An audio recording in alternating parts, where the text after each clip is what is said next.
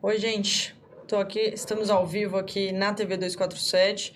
Na verdade, falei ao vivo por hábito. Essa entrevista é gravada. Eu ia introduzir dizendo que era gravada e comecei falando que era ao vivo. Eu sou a Gisele Federici e eu estou aqui com o Sérgio Antiqueira, que é presidente do Sindicato dos Servidores Municipais de São Paulo. Servidores que estão em greve já há um mês, né? Acabou 26 dias. Né? 26 dias, né? Praticamente um mês, e acabou de decidir numa assembleia ontem que vai continuar a greve pelo menos até a próxima sexta-feira, ou seja, mais 7 dias, né? Sérgio, obrigada pela presença aqui, para explicar para a gente por que essa greve está acontecendo. Essa greve que começou no ano passado, e aí teve uma pausa, né? Porque houve uma vitória dos servidores municipais contra o Sampaprev, que é a reforma da Previdência Municipal aqui do município de São Paulo, né? Na época, os professores, principalmente, vários servidores de outras categorias, foram duramente agredidos. Tiveram várias fotos que a gente viu sair em vários veículos de imprensa, com professores com sangue no olho, uma coisa super selvagem, que as polícias aqui da capital paulista foram para cima, né? Então, foram responsáveis por essa agressão. Como é que está a situação agora? Por que essa greve voltou a acontecer? Bom, primeiro agradecer ao 247 pelo convite, agradecer em nome dos servidores municipais da cidade de São Paulo, né, porque a gente precisa mesmo de ter voz, e o 247, aliás, que eu sou fã do 247. Legal. É importante ter essa voz, essa oportunidade de voz aos servidores municipais, porque a grande imprensa, ela dá cobertura quando interessa, quando tenta atacar o Bruno Covas, mas quando não tem interesse, ela esconde normalmente as greves que ele está fazendo, até porque a grande mídia tem o apoio a qualquer reforma da Previdência, né? Que seja para atacar os trabalhadores. Bom, só fazendo um resgate, esse projeto, que a gente chama o projeto 621 do Sampaprev, ele foi uma adequação, um substitutivo feito ao projeto que tinha na Câmara, ainda da governo Haddad, que criava o Sampaprev, que seria a Previdência Complementar para os servidores, que a gente já era contra, mas o João Dória, no final de 2017, ele incluiu no projeto aumento de alíquota de 11% para 14%, mais uma alíquota suplementar de chegava a 19% de desconto dos servidores, conforme a faixa de renda. Ele também criava a previdência, a segregação de massas, que é pegar todos os servidores que chegam na prefeitura por concurso público, jogar num fundo para capitalização, né, nessa lógica da capitalização. Então, assim, a gente, em fevereiro, já no início de 2018, já em janeiro, com a assembleia, depois em movimentos, a gente conseguiu unificar todas as entidades em torno contra o projeto, né, e nós fizemos uma greve de 20 dias, do dia 8 de março até o dia 27, quando a gente conseguiu enterrar o projeto. Enterrar não, pelo menos barrar ele na Câmara Municipal. Hibernar, né? Hibernar, porque nós chegamos a colocar 100 mil servidores, trabalhadores na frente e trabalhadoras na frente da Câmara Municipal. Os vereadores não quiseram assumir aquela bomba, e o resultado foi que o João Dória saiu derrotado, ele queria sair com esse projeto aprovado, que seria de interesse dos bancos, fechar com chave de ouro, e sair para até buscar a candidatura à presidência, que ele não conseguiu. Né? Então, pelo menos em São Paulo, ele saiu bastante derrotado. Na capital ele não conseguiu votação também, porque o pessoal da educação, a população sabe o que ele fez o que ele deixou de fazer, o que ele retirou de dinheiro da educação, da saúde, na assistência social, na cultura, em todas as políticas públicas da cidade de São Paulo, transporte, né? Então, assim, enriquecendo os donos de empresas de transporte. Então a gente sabe isso. E aí, dando continuidade a isso, o governo Bruno Covas, a continuidade do João Dória, ele no final do ano esperaram as eleições, a gente estava se preparando para esse momento, e em dezembro ele começou a tentar fazer a tramitação, criou uma comissão lá para estudar o projeto, aí acelerou, junto com o Milton Leite, que era o presidente da Câmara então, aí aceleraram o projeto para votar. Na madrugada do dia 22, né, que eram as vésperas do Natal, no sábado, foi a primeira votação, nós saímos lá da Câmara 1h30 da manhã, com mobilização. Uma data claramente para desmobilizar. Apagar das luzes, né? E no dia 26 de dezembro. E já em março, como você mencionou, no dia 14 de março, foi o dia da morte da Marielle, do assassinato da Marielle. Foi o dia que houve aquela grande violência lá com os professores lá dentro. Uma professora teve o nariz quebrado, jogaram bomba, bala de borracha, muita gente atingida.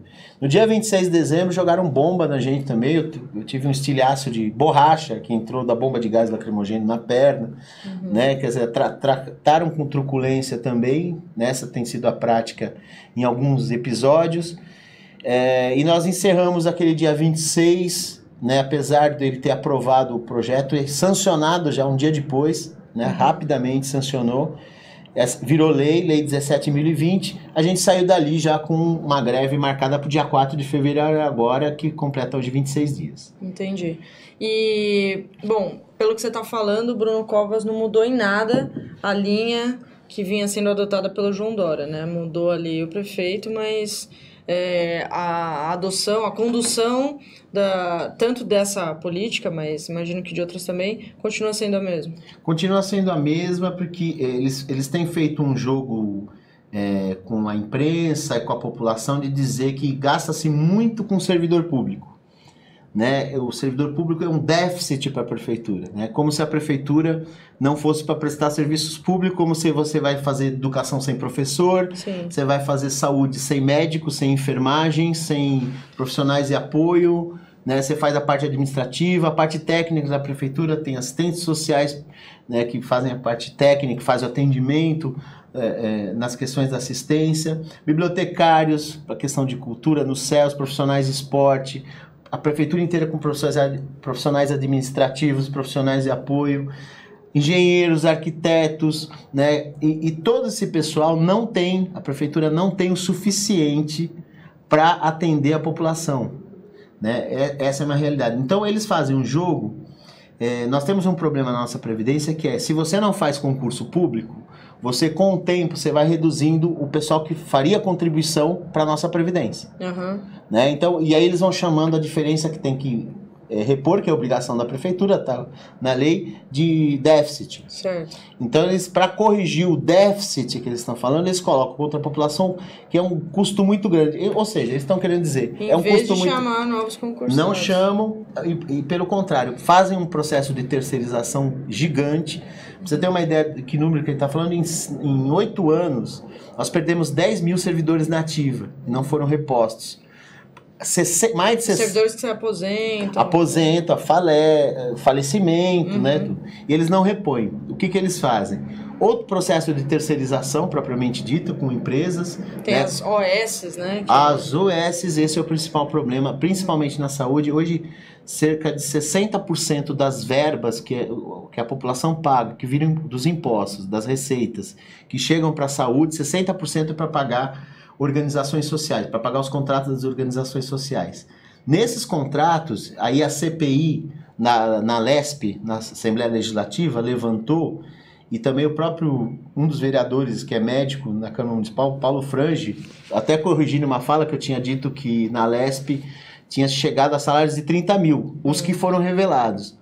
Né? Ele disse, não, tem colegas médicos que ganham 70 mil reais por mês, dá para montar uma equipe de saúde dentro do hospital, dá para montar equipe de UBS, equipe de programa de saúde da família, com um salário. Né? Então, assim, e esse dinheiro que é gasto dentro da saúde com as organizações sociais, ele é de difícil fiscalização. Dentro do nosso sindicato, a gente sempre consegue eleger conselheiros municipais de saúde, né? Assim, o Conselho Municipal de Saúde como um todo, tanto a parte dos usuários, quanto a parte dos trabalhadores que representam lá, há uma impossibilidade de fiscalizar esses contratos. Os contratos dizem que fazem tais atendimentos em determinada quantidade e recebem por isso. E como você fiscaliza isso? Como que a população fiscaliza isso? Porque o TCM, né, o Tribunal de Contas do município, não chega nas OS. Né? Ele chega, aponta várias irregularidades, mas também não consegue fazer uma fiscalização Tem vários problemas de contrato, é interessante até levantar, não consigo aqui de cabeça, assim, mas tem vários problemas apontados pelo TCM nessas contratações aqui. E assim, então, é uma forma assim de você não tirar a transparência do como é gasto a saúde na cidade de São Paulo. A gente, por enquanto, na educação, a gente só nas creches que tem convênios, não chega a ser esse problema, mas é uma tendência nacional, né, que a gente está vendo, a história dos planos de saúde, é você tirar o dinheiro do setor público, né, entregar para a iniciativa privada para prestar serviço para a população, e sem controle, porque as OAS são sem fins lucrativos, entre aspas, mas assim, para mim um salário de 70 mil, você esconde o lucro ali dentro desse salário, né? Então, assim, esse é um problema real para a população de São Paulo. E o que a gente defende é concurso público, com servidores que são bem qualificados, o concurso ele consegue separar os bons profissionais para dentro do concurso público, e não tem como você desviar o dinheiro ali. O dinheiro vai direto para a conta de para o salário do servidor, nem mais nem menos. E qual é a diferença de salário de um funcionário terceirizado? Por exemplo, tenho vários amigos professores que não são concursados, né? Acabam sendo contratados ali, mas são substitutos, estão no lugar de alguém que certamente era concursado.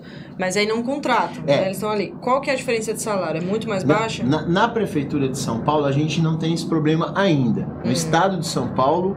A diferença, então, é que ele não contribui. Né? Isso, não contribui para o sistema previdenciário. Com certeza. Na educação, a gente conseguiu. Mas, por exemplo, na gestão Bruno Covas e João Dória, nos últimos 2 anos, eles fizeram mudaram algumas regras por portaria, por decreto, que reduz o número de professores. Certo. Ou seja, aumenta o número da distribuição de sala, reduz o número de professores por escola. Então, ao invés de ele fazer o concurso, ele pega um professor e reaproveita aqui. Você precisa de um número mínimo, uma excedência de professores para cobrir, né, a quantidade por falta, por adoecimento, né, para você ter uma ideia, os próprios dados da prefeitura, pelo menos acho que o último atlas que tem da prefeitura, ele aponta que 2 serviços adoecem mais os trabalhadores. A GCM, a Guarda Civil Metropolitana, pela natureza, e os professores adoecem mais, a prefeitura de São Paulo. Né? E eles tentam tratar isso, normalmente na Folha de São Paulo, sai como afastamentos, como o professor tira licença, como se fosse um problema de inassiduidade. Né? Mas na verdade é problema de saúde. Mas por que quem está falando isso? Porque quando esse jogo que eles fazem, na verdade é para redução agora, esse ano mesmo, 480 milhões do orçamento de 2019 foram cortados das EMEFs, das EMEIs, quer dizer, do ensino fundamental, educação infantil, e do 6 direto, que são as creches. Né? Assim, então o dinheiro foi reduzido, né, do orçamento, quase $500 milhão na cidade de São Paulo. Quer dizer, e fora que o João Dória recebeu a prefeitura com quase 5 bilhões de reais, no ano seguinte já tinha 6 bilhões e alguma coisa em caixa, e o Bruno Covas deixou agora 7,4 bilhões. Qual a leitura que a gente faz? Eles seguram o dinheiro, corta as políticas de assistência, de saúde, corta em todas as áreas, meio ambiente, né, zeladoria, por isso que a ponte vai cair, porque você não tem gente para fazer. E o discurso do Dória foi a zeladoria, né? Isso, mas ele fez aquela campanha Cidade Linda, passava em avenidas principais, gastava dinheiro e publicidade ali. Caminho do aeroporto, né? Isso, só que no entorno a população sabe como é que está a cidade, suja, esburacada, né? E também não tem investimento também para fazer a zeladoria mesmo, a zeladoria também é a parte preventiva. As árvores vão continuar caindo, porque você não tem agrônomo suficiente na Prefeitura de São Paulo para ver laudo para mandar cortar a árvore quando ela estiver a ponto de cair. Então põe em risco as pessoas, põe em risco a população. A ponte, né? Você não tem. Eles preferem gastar muito mais contratando empresas terceirizadas de emergência para resolver o problema das árvores, para resolver depois que caiu. A ponte, depois que caiu, tem que fazer obra.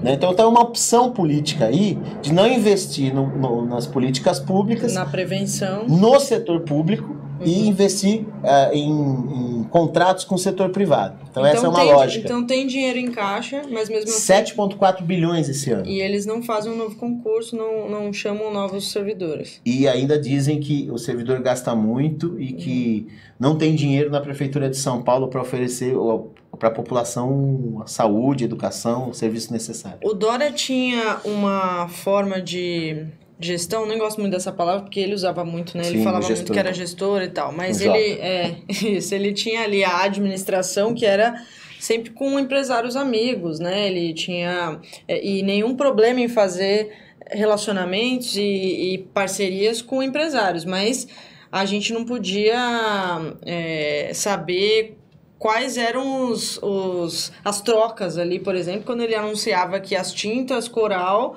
vão fazer a doação para restaurar um monumento, né? Então ele ia lá e falava, não vai custar nada para o município, mas a gente não sabe o que as tintas Coral estavam cobrando da prefeitura. Então isso era muito conflituoso e acho que tinha que ser dinheiro da prefeitura. A gente não se importa que gaste dinheiro da prefeitura para restaurar, desde que isso seja feito com responsabilidade, né? Você acha que o Bruno Covas segue também uma linha de parcerias com empresas privadas que é parecido ou tem algumas diferenças?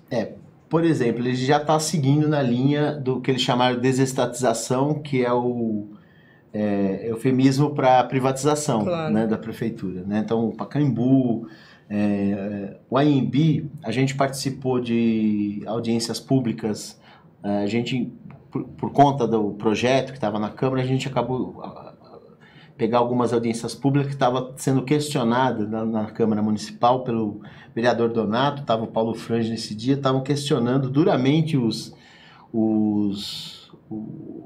advogados das empresas que estavam fazendo oferta para a compra do AMB. E eles não queriam apresentar o valor e eles iam pagar em 15 anos. O confisco dos trabalhadores agora, que é de 11% para 14%, né, do projeto tem que ser agora, a gente dizia isso. Agora, essas empresas parceiras tinham 15 anos para pagar. Mas, assim, eu queria... Você falou das nervoso, tintas... né?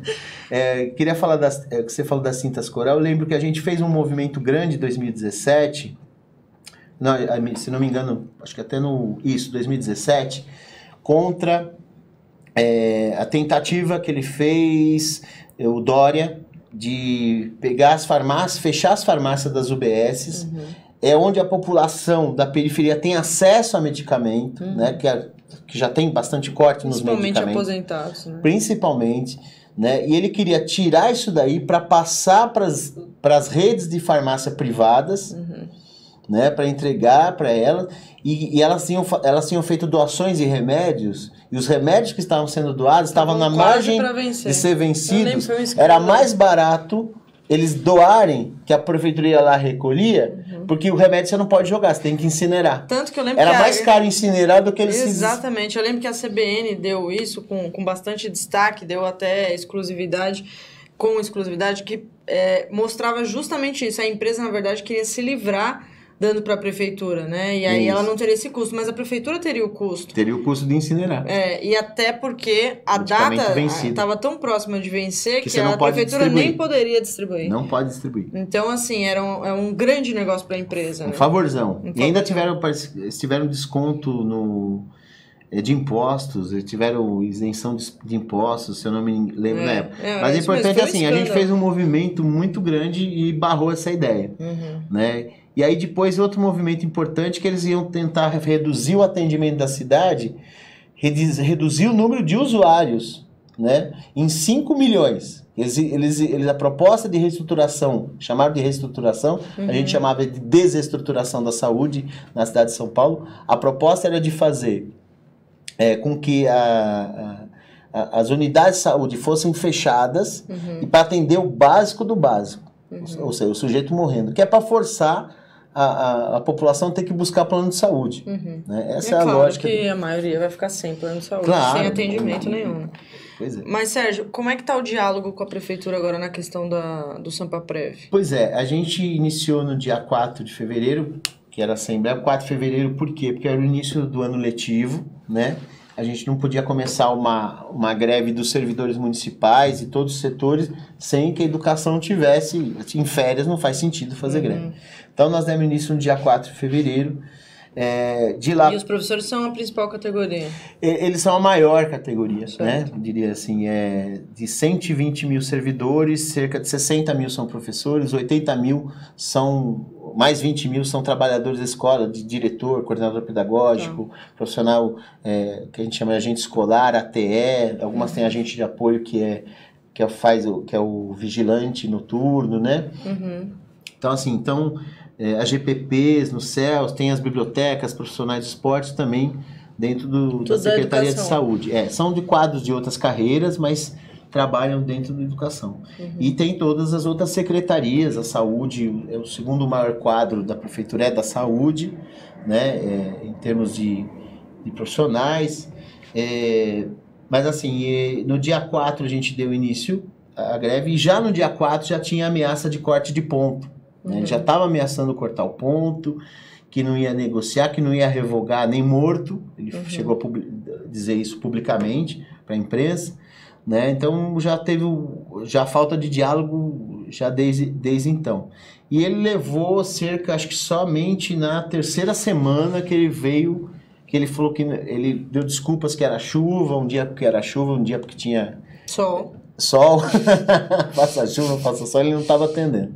Mas resolveu nos atender na outra semana passada, se eu não me engano, a gente já perde o tempo quando a gente entra nesse ritmo da greve, e fez um primeiro atendimento. A gente apresentou a proposta, porque a gente não apresentou só a pauta da revogação, a gente apresentou as entidades nessa época para já começar a campanha salarial, né? Então a gente apresentou também que a gente tem uma lei municipal que diz que está na Constituição a revisão geral anual, né? E a lei diz que é para aplicar. E eles aplicam 0,01% por todo ano, né? Um centésimo de por cento para os servidores, né? Então a gente acaba com várias categorias. Se não tiver uma reestruturação de carreiras, elas acabam a inflação comendo. E colocamos isso, as entidades chegaram no acordo de apresentar um índice de 10% para pegar a inflação mais um índice real, negociável, né, para colocar. Ele não atendeu nenhum dos itens, né? Ou seja, não tem diálogo mesmo. O diálogo ninguém foi está sentar... cedendo, assim, vocês nem têm o que ceder, né? Mas ele não está cedendo em nada. Não, e na última conversa, que foi sem ele, foi com o secretário Mauro, que veio do Paraná, da equipe do Roberto Richa, né, daquele mesmo governo que batia nos professores. Exatamente. Lá. E apresentou proposta nenhuma, disse que poderia, no caso porque a gente chegou a falar, vocês poderiam pelo menos suspender efeito, porque eles estão apostando que a reforma nacional vai passar. Eles estão apostando nisso.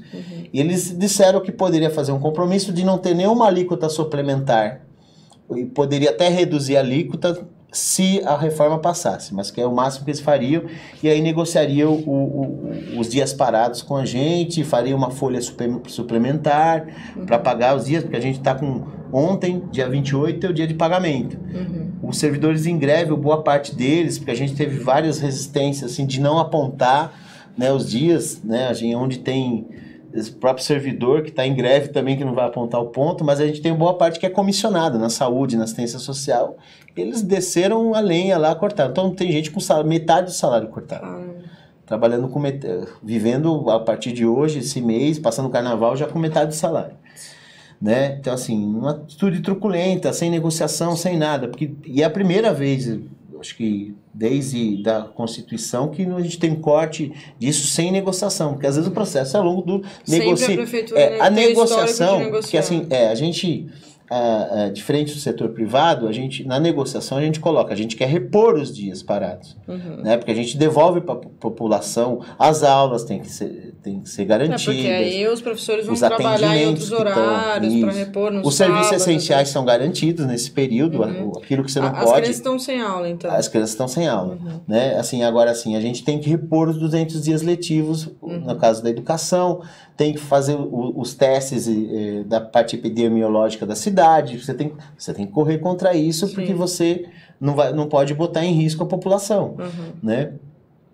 E mesmo assim, eu não sei como é que ele vai fazer, se ele quiser cortar o pão, se ele levar... Porque já são 26 dias. Exatamente. Né? Eu não sei como é que ele vai fazer se ele não quiser negociar. Ele vai ser responsabilizado pelos problemas causados na cidade. Porque se você corta o ponto da pessoa, como é que você vai obrigar ela a trabalhar no sábado para repor? Mas é claro que ele vai apontar vocês como os responsáveis, né? Ah, sim. Não, ele já tenta fazer esse jogo com a população. E a gente também está trabalhando no diálogo com a população de explicar para ela até quem é Bruno Covas. Muita gente não sabe que o prefeito da cidade chama Bruno Covas. Cara. Isso é muito real. Né, assim, e a gente quer que saiba quem é o Bruno Covas, até porque ele está tentando, a gente tem dialogado com as pessoas que assim, o ano que vem ele deve sair candidato à reeleição. Né? Então é importante a gente contar para a população o que foi a gestão Bruno Covas, João Dória, que para mim é uma continuidade, não tem uma ruptura do processo. O processo é mesmo, é corte de políticas públicas, né, a parceria com empresas, com o setor privado, né, e pau nos servidores. Que apesar de ser a mesma gestão, ali a mesma administração, por exemplo, no caso do governo do estado, tinham servidores que falavam, não, o Márcio França tem mais diálogo do que o Alckmin, né? Então, quando o Alckmin saiu para se candidatar, o Márcio França tinha uma relação melhor com o Congresso. Então, no caso da prefeitura, isso não se cumpre. Não é verdade. E aí, falando em Câmara, né? Eu lembro que na greve do ano passado, vocês colocaram contra a parede alguns vereadores, perguntando se eles iam votar no Sampaio Prévio. Alguns fugiam ali, falando... teve até caso, né? Que vocês divulgaram vídeos, inclusive de antes e depois. Falaram, não, eu vou votar contra. Aí o vereador ia lá e votava a favor. Né? E teve outros casos que acho que vocês tiveram sucesso no voto ali, de pressionar, mostrar os problemas, e os vereadores ficaram do lado de vocês. Como é que tá agora, né? Então assim, que agora assim, não vai depender tanto dos vereadores, mas assim, vou pegar o caso da vereadora Edir Salles, que ano passado ela disse que estaria apoiando os servidores, tudo, e na votação da Comissão de Constituição e Justiça ela votou favorável ao projeto, né? Aí choveu lá ela é da Vila Prudente, a base dela, e os servidores foram na frente do gabinete, do escritório político, fizeram uma mobilização com faixa na rua, ela fez um vídeo que ela não ia... Quando ela precisa, ela sempre vai lá na favela da Vila Prudente e tal, então o pessoal né? sabe, conhece. Sabe, e aí assim, aí ela fez um vídeo, e aí também a Guarda Municipal que ia receber um prêmio, rejeitou o prêmio de 25 anos da Guarda, do Sindicato da Guarda. E aí ela fez um vídeo que ela votaria do lado dos servidores. Chegou no final do ano, ela votou junto com o prefeito Bruno Covas. E uma informação importante é que a primeira votação foi no dia 22, foi naquela semana que a imprensa toda estava dizendo que o Bruno Covas ia refazer as prefeituras regionais, os cargos, tudo, ia fazer a dança das cadeiras. No dia 20, ele faz uma reunião com 26 vereadores. No sábado, aprova. Na quarta-feira, depois do Natal, ele aprova. Entre o sábado e a quarta-feira, dois professores gravaram o vídeo do vereador Ota. Você traiu. Não, eu não votei, eu me abstive, eu nem fui votar em março, tudo. E eu, por causa disso, perdi 20 cargos. Eu lembro desse Você lembra caso. disso? Então, assim, a gente também tem denunciado para a população que é esse tipo de toma lá da cá que isso porque ele a não consciência votou, política né? dos Não foi vereadores. nem que ele votou contra. E agora ele votou contra. Votou contra. Ele não votou na outra, ele votou contra agora. Não votou e aí perdeu. Mas ele denunciou o próprio Não sei prefeito. se foi proposital ou não, né? Mas... Eu acho que ele foi pego de surpresa. Ele foi sem querer. Acho que escapuliu. Pois aí você vê as relações ali do Congresso. Do Parlamento. Com o Executivo. Então, toma lá da cá. Total. Né? Assim, então não tem nenhuma consciência, não tem nenhuma preocupação com a população. O impacto no que eles chamam de problema, que eles querem resolver, disso é 5%. Não faz o menor efeito, não faz cócega. Se fosse para resolver... É importante você falar isso, porque eles estão fazendo o discurso de que os servidores têm um gasto gigantesco, apesar disso, como você explicou, né, ser parte das funções da prefeitura, mas aí se coloca esse plano, se ele é executado, o que muda nas contas? Exato. Então, não faz nenhum efeito. A gente tem uma avaliação também, né, que tem tido vários governos, Estado e prefeituras, já antecipando para reduzir a pressão sobre a reforma nacional. Ele aprova os 14% aqui para reduzir a pressão sobre o projeto nacional do Bolsonaro. Não sabemos se tem esse acordo, mas dá a impressão que tem. Que ele está muito determinado. Porque a gente conseguiu tirar aquilo que eu falei que seria muito prejudicial, que é a segregação de massas, que estourar o caixa nosso, porque todo o dinheiro novo que chegasse ia para os bancos, por capitalização, isso a gente conseguiu retirar. Tiramos a alíquota suplementar 19%, mas esses 11% para 14%, que não é nada para a cidade, para a gente são 11 dias de trabalho por todo ano. Nossa. Isso tira do prato de comida, tira da geladeira. E quanto menor o salário, mais a pessoa precisa desse dinheiro. Nós temos profissionais de agente de apoio na prefeitura que o salário inicial é de 755. E além da alíquota, o que muda? Você falou do sistema de previdência suplementar. Que era o original, foi aprovado. Que acontece o seguinte, que os servidores que ganham acima do teto pagam complementar, também vai para um fundo que faz capitalização. Esse é o grande segredo. É a mesma lógica da capitalização individual na discussão nacional. A diferença é que assim, o fundo vai ser organizado, vai ser composto por um quadro que vai decidir como que faz essa capitalização. De qualquer forma, assim, lógico que não repõe a aposentadoria, mas o servidor que... Mas é só o que ganha acima do teto. Mas o que tiver acima do teto, ele paga 2 vezes, então? Ele contribui de 2 formas? Não. Ele paga sobre o que passar para esse fundo e retira da prefeitura a contrapartida, reduz a contrapartida, que hoje é de 22%, que é o encargo, para cerca de 7,5%. Essa é a lógica principal. E, ao mesmo tempo, pega o nosso dinheiro... os bancos estão doidos para isso, na mesma lógica da Nacional. Claro. E assim, e também dentro dessa lógica que eles estão fazendo, que é de interesse dos bancos, isso daí passou, é isso que está dentro do projeto, E a gente quer revogar, mas revogar a lei, porque ela fere a gente nessa questão do confisco, e ele prometeu para a população, ele disse para a população que precisava fazer esse aumento da alíquota para não ter que aumentar imposto. Ele fez o aumento da alíquota, aumentou o IPTU e aumentou a passagem de ônibus. 13% em 2 anos, a inflação foi de 6 e pouco nesse período. Então, assim, é a mesma lógica, e eu acho que a gente também tem aprovado, eu acho que é muito importante esse processo da greve, porque também é um processo que você politiza os trabalhadores. Claro. Você passa... Tira ele da... Opa, a cadeira desceu. Acho que eu apertei aqui. Não tem problema. Estou muito baixo? Não, tá bom. Eu desço um pouquinho. Diga. Então, assim, a gente tem discutido com os trabalhadores, já indicando a luta que a gente vai ter que fazer nacionalmente contra a reforma da Previdência do Bolsonaro. Eu ia te perguntar isso, porque teve gente que... recebi mensagens sobre a greve, alguns e-mails que chegaram, e as pessoas falaram, os servidores municipais de São Paulo têm que servir de exemplo para os trabalhadores no geral, brasileiros, para que eles vão às ruas. O que você acha disso? A gente tem dito que a gente tem assumido essa responsabilidade, tem dito isso, a gente está dizendo, não só o funcionalismo, todos os ramos de trabalhadores, metalúrgicos, bancários, químicos, que estão já se mobilizando para isso, também estão de olho nessa nossa greve aqui em São Paulo. Porque ela abre, assim como aconteceu, foi importante na derrota do Temer, da reforma da Previdência do Temer, foi importante a CNTE ter indicado o dia 15 como início de uma data de paralisação, que foi a greve dos professores, nacionalmente, no dia 15, foi em 2017, se eu não me engano. E do dia 28 de abril, nós tivemos aquela maior greve geral que começou também. Então, a gente sabe que tem uma responsabilidade sobre isso.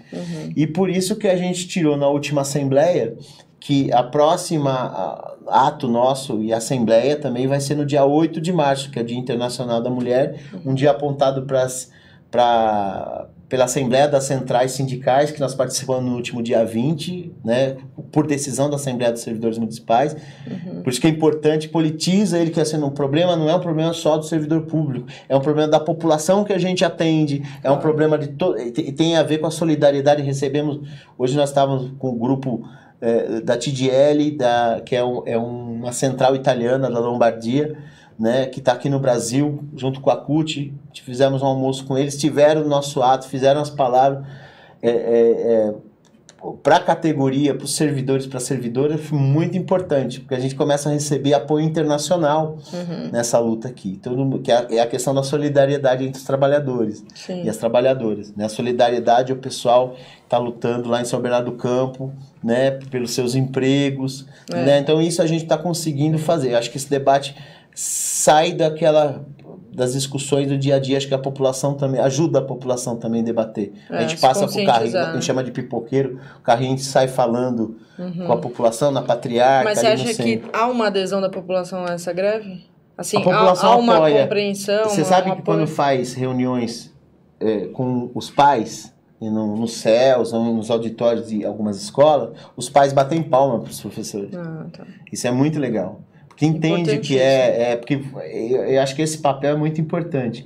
E quando a gente conversa com o pessoal das UBSs que vem fazer o atendimento, até nas entrevistas, saem até na Globo, tudo, eu falo assim, não deu para ser atendido, eu volto depois, não tem problema. Né? Então, há uma compreensão, que é um papel também da gente de politizar a população em relação ao que significa isso. Então, não está sendo atacado os 11 dias de trabalho do servidor, está sendo atacado o serviço público.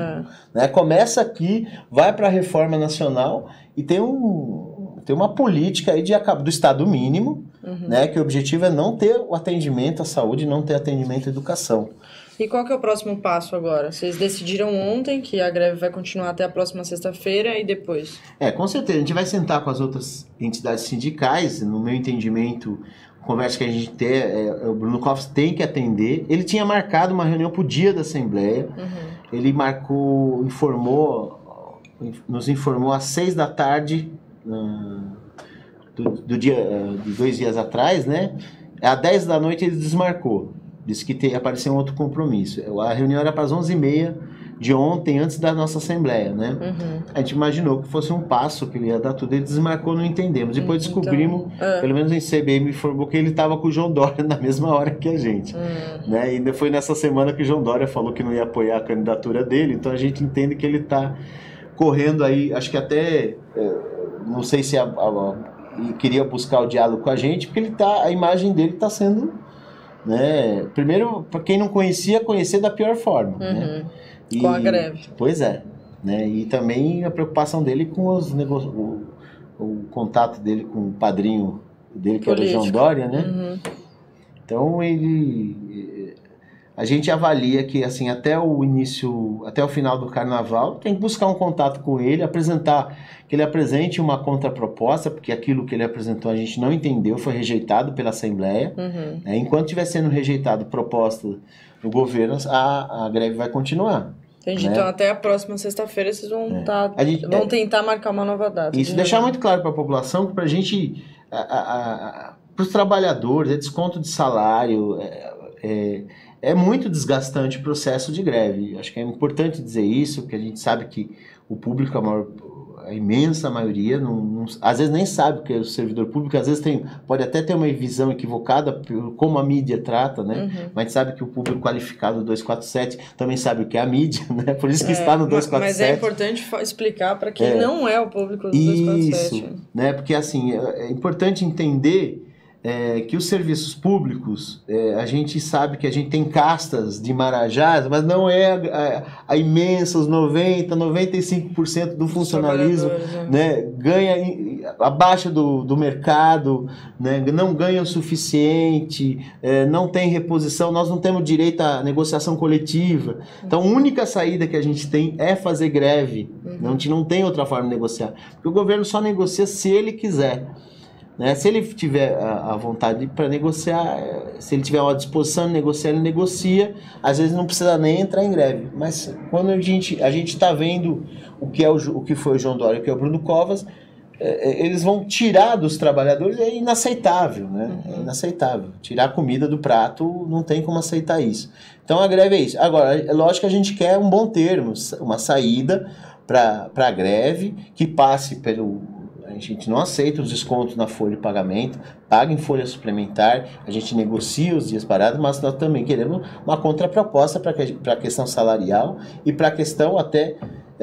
se não é a revogação da lei, que ele suspenda os efeitos até a reforma da Previdência. Enquanto isso, a gente luta até lá pela reforma, para a reforma não acontecer também. Sim. Né? Então, assim, chegamos a dialogar nesse sentido, não como proposta, porque a proposta da Assembleia nesse momento é revogação. Né? Mas é para dizer assim, qual é o nível o grau de negociação que essas pessoas que estão representando o Bruno Covas, ou o próprio Bruno Covas, têm. E parece que é zero. Bom, muito boa explicação de todo o movimento e de tudo que está acontecendo com os servidores aqui, em relação ao projeto também. Queria te agradecer bastante pela entrevista aqui, que a gente vai transmitir aqui no canal no YouTube, por isso que eu disse no início que ela era gravada. E pedir para você passar uma última mensagem, se despedir. Bom, última mensagem. Primeiro, a população como toda a cidade de São Paulo, pedir que apoie esse movimento grevista dos servidores e servidoras da cidade de São Paulo, porque é um movimento que é importante justamente para que a gente não só servir de exemplo, mas para a gente estar junto na sequência com todos o conjunto da classe trabalhadora, com toda a população do país contra a reforma do Bolsonaro. Essa reforma, que se a gente está lutando aqui contra o confisco salarial, essa reforma do Bolsonaro é uma reforma da morte também, é uma PEC da morte, essa PEC 06 aí, né, com a possibilidade de leis complementares, que você não precisa dos 2/3 dos deputados, ou seja, ele pode passar qualquer mudança. Então, eu acho que é apoiar por isso, apoiar porque a gente defende um serviço público de qualidade, a gente quer um SUS na sua integralidade, com financiamento, com saúde para toda a população. A ideia é que fosse estendido a toda a população, não precisasse ter plano de saúde. Uma educação pública de qualidade para a cidade de São Paulo.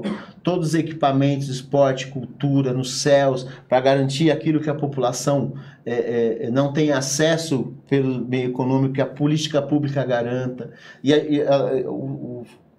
Os servidores passam, inclusive na hora de enterrar nossos entes queridos, é servidor público que faz isso. Então, estamos desde o nascimento até a morte.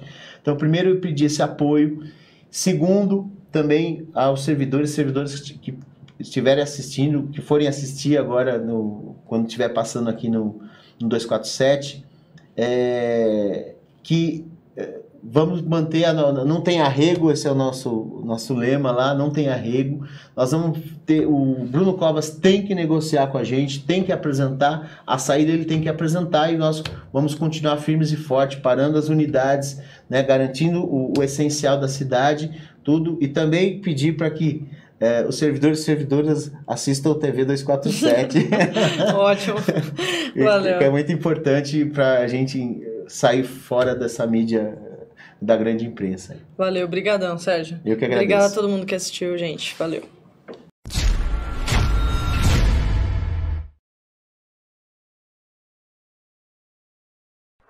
O Brasil está submetido ao controle da opinião pública.